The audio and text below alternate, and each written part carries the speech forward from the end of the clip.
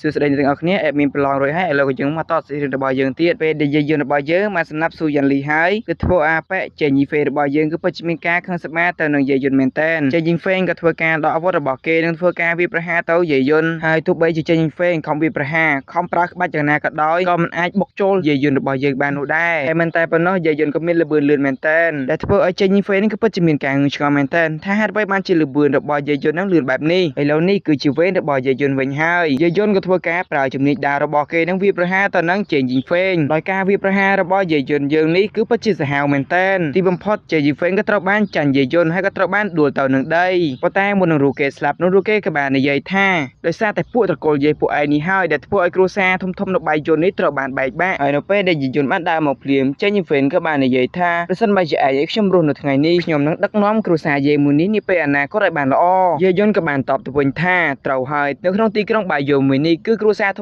ំគឺពិតជាមានតុល្យភាពខ្លាំងណាស់ដូច្នេះចាប់ពីពេលនេះទៅគ្រួសារដែលមានតុល្យភាពចម្បងនោះគឺគ្រួសារយេហើយប្រហែលឆ្នាំនេះដោយសារតែគ្រួសារស៊ូនិងគ្រួសារសេងរបស់ឯងនេះហើយដែលធ្វើឲ្យមនុស្សនៅក្នុងគ្រួសារយេរបស់យើងត្រូវបានបាត់បង់ជីវិតជាច្រើនអ្នកដូច្នេះថ្ងៃនេះដែរខ្ញុំនឹងបញ្ជូនពួកត្រកូលថោកដូចជាពួកឯងនេះទៅឋាននរកទាំងអស់បន្ទាប់មកយាយយុនក៏បានធ្វើការសម្លាប់អប៉ែនោះយ៉ាងសាហាវខូខើតែម្ដងទីបំផុតចេញយីហ្វេនក៏ត្រូវបានបាត់បង់ជីវិតចាប់ពីពេលនោះទៅកាត់ចូលមកកន្លែងនេះវិញក៏យើងបានឃើញថាមានក្រុមផ្សេងទៀតតែពួកគេកំពុងតែពិភាក្សាដើម្បីចូលក្រុម Mustang ដោយអប៉ែដែលមានសាច់ដុំធំនេះគឺរូគេមានឈ្មោះថាហានលីចំណែកអប៉ែដែលនៅទៅមុខរបស់ហានលីនោះគឺរូគេមានឈ្មោះថាចៅធានហាវហានលីក៏បានសួរទៅចៅធានហាវថាតើយើងត្រូវរងចាំបីដឹកនាំទី2នៃក្រុម Mustang ដល់ពេលណាទៀតឯចៅធានហានក៏បាននិយាយថាបងប្រុសរបស់ស៊ូយ៉ាន់លីហ្នឹងរូគេមានឈ្មោះថាហានដែលជាមេគ្រួសារដូច្នេះពួកយើងសូមកុំបារម្ភអីប៉ុន្តែចៅធានហានរូគេមិនបានដឹងទេថាស៊ូយ៉ាន់លីហ្នឹងត្រូវបានបាត់បង់ជីវិតបាត់ទៅហើយបន្ទាប់ពីចៅធានហាវបាននិយាយហើយគឺធ្វើឲ្យអប៉ែហានលីហ្នឹងគឺពិតជាមានការខឹងមែនតែនពីព្រោះថាចាប់តាំងពីចៅធានហាវបានជ្រើសរើសក្រុម Mustang នោះដែលធ្វើឲ្យហានលីភ័យខ្លាចមិនអាចយកឈ្នះក្រុមគ្រួសារយេដែលជាគ្រួសាររបស់យាយយុននឹងឯងបន្ទាប់មកចៅធានហាវក៏បាននិយាយបកស្រាយអំពីបញ្ហាជាច្រើនដើម្បីឲ្យហានលីនឹងយល់អំពីបញ្ហាមួយនេះបន្ទាប់ពីពួកគេបាននិយាយគ្នាជាច្រើនមកអប៉ែចៅធានហាវក៏មានគំនិតអាក្រក់មួយគឺចង់បំផ្លាញគ្រួសារយេនិងគ្រួសារឆេងទាំងអស់ហើយប្រសិនបើហានលីធ្វើវាបាននៅថ្ងៃនេះរូគេនឹងផ្ដល់រង្វាន់ធំឲ្យទៅហានលីហើយហានលីក៏មិនបានប្រកែកអ្វីនោះទេគឺស្រោះដៃស្រោះជើងតែម្ដងពីព្រោះតែរូគេនឹងចង់បង្ហាញឲ្យគ្រប់គ្នាដឹងថាតើក្រុម Mustang អស្ចារ្យដល់ប៉ុណ្ណាទៅខណៈពេលនោះដែរពួកគេនិយាយគ្នាមិនទាន់ចាប់ស្រួលបួលផងយាយយុនរបស់យើងក៏បានមកដល់ភ្លាមតែម្ដងយាយយុននេះនិយាយដើមទៅហើមដល់ហ្មងយាយយុនមកដល់ភ្លាមក៏បាននិយាយថាអាក្អូនណាអាក្អូនឯងចង់សម្លាប់គ្រួសារយើងផងពួកឯងគឺពិតជាស្រមៃខ្ពស់មែនហើយចៅធានហើយនឹងហានលីនឹងក៏បានសួរទៅយាយយុនរបស់យើងថាតើឯងគឺជានរណាហើយបានចែកចូលមកក្នុងគ្រួសារមួយនេះតែមិនមកអង្គយូពួកគេទាំងពីរនាក់ក៏ធ្វើការទៅវាប្រហារយាយយុនរបស់យើងប៉ុន្តែសម្រាប់សមត្ថភាពតិចតួចប៉ុណ្នេះគឺមិនអាចធ្វើអ្វីទៅយាយយុនរបស់យើងបាននោះទេប្រាប់ណាតែពួកគេមានលឿនលឿនតែពួកគេអាចមើលចលនារបស់យាយយុនបានពីព្រោះថាសម្រាប់សមត្ថភាពធម្មតាគឺមិនអាចធ្វើអ្វីទៅយាយយុនរបស់យើងបាននោះទេបន្ទាប់មកយាយយុនរបស់យើងក៏ធ្វើការបកវាប្រហារទៅកាន់ពួកគេវិញហើយសូម្បីតែគ្នារបស់គេទាំងអស់ក៏ធ្វើការជុំរកសេចក្តីស្លាប់ផងដែរទីបំផុតមនុស្សទាំងអស់នោះក៏ត្រូវបានយាយយុនរបស់យើងសម្លាប់ទាំងអស់តែយើងមើលទៅយាយយុនរបស់យើងសម្លាប់មនុស្សគ្មានមេត្តានោះទេប៉ុន្តែនៅតែចៅធានហាវរបស់យើងនោះទេដែលមិនទាន់ស្លាប់ពេលនោះដែរយាយយុនក៏បាននិយាយថាគ្រួសារស៊ូគ្រួសារសេងហើយនិងក្រុម Mustang របស់ឯងត្រូវបានបង្កើតនៅកំហុស3ដ៏ធ្ងន់ធ្ងរហើយហើយកំហុសទី1ឯងគឺមិនត្រូវទៅរញ៉េរញ៉ៃជាមួយក្រុមយាយនោះទេចំណែកឯកំហុសទី2ឯងមិនគួរគិតថាឯងមានលក្ខណៈគ្រប់គ្រាន់ក្នុងការរញ៉េរញ៉ៃជាមួយគ្រួសារយាយរបស់យើងនោះឡើយចុងក្រោយកំហុសទី3នោះគឺឯងបានជួបជាមួយនឹងមនុស្សដែលគួរឲ្យខ្លាចហើយគឺយាយយុនយើងនេះឯងនៅថ្ងៃនេះដែរយើងនឹងត្រូវសេសម្លាប់ពួកឯងឲ្យខ្ទេចអាប៉ែចៅធានហាវក៏បាននិយាយថាទោះបីជាឯងសម្លាប់យើងនៅថ្ងៃនេះក៏ដោយក៏គ្មានប្រយោជន៍អ្វីនោះដែរព្រោះនៅពេលដែលចវាយក្រុងមកគ្រួសារយាយរបស់ឯងនឹងត្រូវបញ្ចប់យាយយុនថ្លង់នឹងសេចក្តីឆ្កែព្រោះពេករូគេក៏បានកាប់សម្លាប់អាប៉ែចៅធានហាវស្លាប់បាត់បង់ជីវិតបាត់ទៅនៅពេលនោះដែរក៏ធ្វើឲ្យឪពុករបស់យាយយុនរបស់យើងដែលជាយាយវ៉ាឆងហ្នឹងមានការពិបាកចិត្តទៀតហើយពីព្រោះថាកូនរបស់គេពេលនេះគឺឈួតហើយសម្រាប់មនុស្សគ្មានមេត្តានោះទេកាត់សាច់រឿងរបស់យើងចូលមកកន្លែងនេះវិញលោកពូចំណាំម្នាក់ដែលគាត់មានឈ្មោះថាពូវោក៏បាននិយាយថាក្រុមគ្រួសារដែលបានធ្វើការបំផ្លាញគ្រួសារយាយគឺជាគ្រួសារស៊ូហើយនិងគ្រួសារសេងដូច្នេះតម្រូវឲ្យយាយយុនរបស់យើងនឹងលំបាត់ក្រុមគ្រួសារទាំងពីរនោះឲ្យផុតពីលោកតែម្ដងទៅពីព្រោះថាអ្នកដែលអាចប្រយុទ្ធឈ្នះក្រុមគ្រួសារទាំងអស់នោះគឺមានតែគ្រួសារយាយនោះទេហើយនៅពេលដែលក្រុមគ្រួសារយាយអាចធ្វើវាបាននោះរូគាត់នឹងផ្ដល់រង្វាន់ជាច្រើនទៅឲ្យក្រុមគ្រួសារយាយនៅពេលដែល ពួកគេកំពុងតែនិយាយគ្នានោះក៏ស្រាប់តែមានអ្នកបម្រើម្នាក់បានរត់មកជប៉ុបជើងជប៉ុបអីផងមកប្រាប់យាយយន្តរបស់យើងនឹងឲ្យទៅវិមានមួយពីព្រោះថាចៅហ្វាយក្រុងបានហៅឲ្យយាយយន្តរបស់យើងទៅទីនោះដើម្បីសាកសួរសំណួរពីយាយយន្តនឹងឯងនៅពេលដែលយាយយន្តរបស់យើងបានមកដល់ភ្លាមហ្នឹងចៅហ្វាយក្រុងនោះក៏ធ្វើការដាក់មួយក្បាច់ទៅនឹងយាយយន្តយើងបាត់ទៅហើយប៉ុន្តែជំនាញក្បាច់របស់ចៅហ្វាយក្រុងហ្នឹងគឺពិតជាកាកណាស់សូម្បីតែយាយយន្តរបស់យើងនឹងក៏អាចទប់បាននោះដែរដែលចៅហ្វាយក្រុងនោះដែរមានឈ្មោះថាហ្វាំងឡៃប៉ុន្តែប៉ុណ្ណោះរូបគាត់ក៏មានកូនស្រីដ៏សែនស្រស់ស្អាតមួយដែរដែលរូបនាងមានឈ្មោះថាហ្វាំងលីងយ៉ាចំម៉ែអើយខ្ជូតចំម៉ែម៉ាខ្ជូតនេះហ្វាំងឡៃក៏បានសួរទៅយាយយន្តថាតើឯងជាអ្នកសម្លាប់គ្រួសារស៊ូហើយនិងគ្រួសារសេងមែនទេយាយយន្តក៏បានតបទៅវិញថាតើលោកហៅខ្ញុំមកទីនេះដើម្បីសួរសំណួរនេះមែនទេគ្រួសារទាំងពីរនោះគឺជាអ្នកដែលបង្ករឿងចង់សម្លាប់គ្រួសារខ្ញុំទេ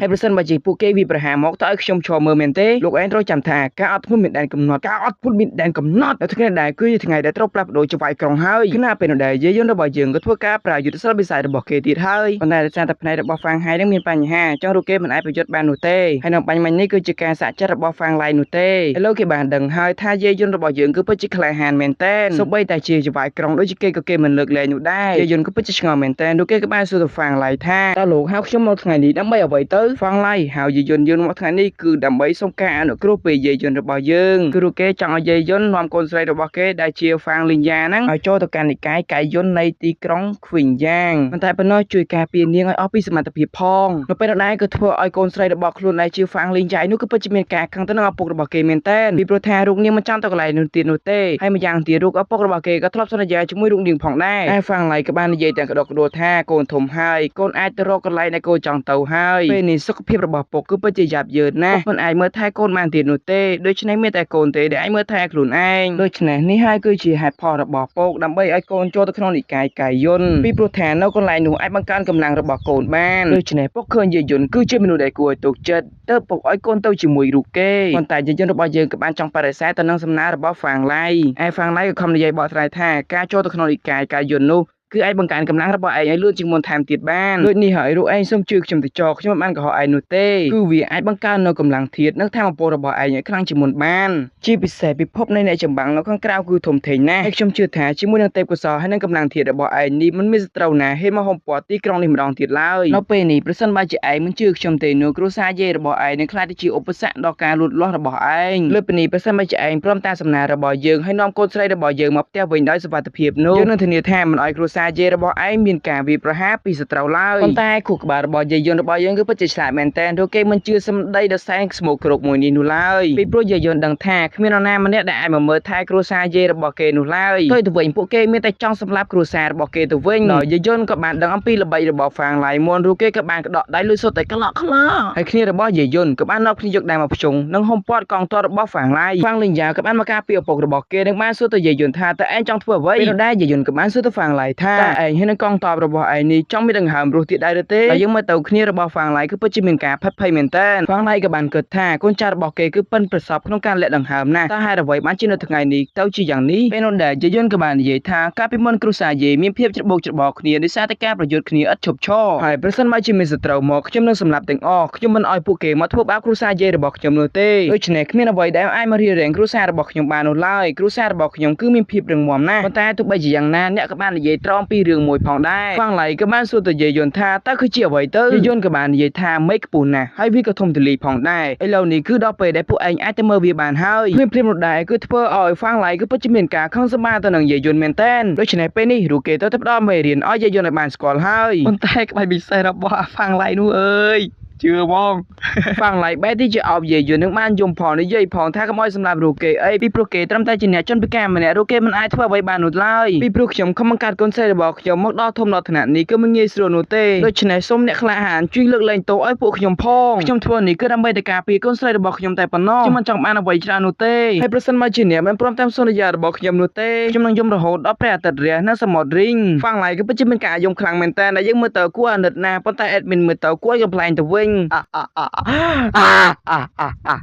ញដល់យាយយន្តគួរអាណិតហ្វាំងឡៃពេករូគេក៏ទទួលសំណើរបស់គេទៅឯហ្វាំងឡៃក៏លឺព្រាមក៏ឈប់យំតែម្ដងហើយគេក៏បាននិយាយថាអូយ ต้องទ្រង់ចយម៉ាយលំមតែគេធ្វើតាមសន្យាហ្នឹងពិបាកជាងចាប់កាយទៀតដូច្នេះពេលដែលជីវិតកូនស្រីរបស់ខ្ញុំគឺពឹងផ្អែកទៅលើឯងហើយដើម្បីជាការអរគុណហ្វាងឡៃក៏បានឲ្យសភៅក្បាច់គុណមួយទៅឲ្យយាយយុនហ្វាងឡៃក៏ចង់បង្ហាត់បង្រៀនកូនស្រីរបស់គេដែរប៉ុន្តែកូនស្រីរបស់គេគឺជាស្រីពេស្ចាដូច្នេះរូបគាត់មិនអាចបង្ហាត់បង្រៀនឲ្យកូនស្រីរបស់ខ្លួនបាននោះឡើយអញ្ចឹងថ្ងៃនេះរូបគេនឹងបង្ហាត់បង្រៀនយាយយុនទៅចោលដោយក្បាច់គុណនៅក្នុងសភៅនោះគឺពិតជាច្រើនណាស់ដល់ពេលនោះដែរប្រព័ន្ធក្បាលបញ្ជាក់ថាសិល្បៈក្បាច់គុណនៅក្នុងសភៅនេះមានដូចជាក្បាច់គុណវ៉ារ៉ាក្បាច់គុណកញ្ចក់ក្បាច់គុណហ្គេងរាងកាយរលោងនិងបច្ចេកទេសដើមពន្លឺវិញ្ញាណដែលមានកម្រិតខ្ពស់បន្ទាប់ពីបានសភៅនោះហើយយាយយុនក៏បានធានាជីវិតកូនស្រីរបស់ហ្វាងឡៃដោយយាយយុននឹងជូនកញ្ញាហ្វាងលីងយ៉ាទៅកាន់និកាយកាយុនដោយសុវត្ថិភាពដូច្នេះលោកមិនបាត់ភ័យនោះទេបន្ទាប់ពីពិភាក្សាគ្នាចប់ហើយយាយយុនរបស់យើងក៏បានចាកចេញពីទីកន្លែងនេះបាទទៅឥឡូវនេះវីដេអូរបស់យើងក៏សូមបញ្ចប់ទៅត្រឹមនេះដែរសូមកុំភ្លេចជួយចុច like ឬក៏ subscribe ឲ្យ admin ម្នាក់មួយផងបាយបា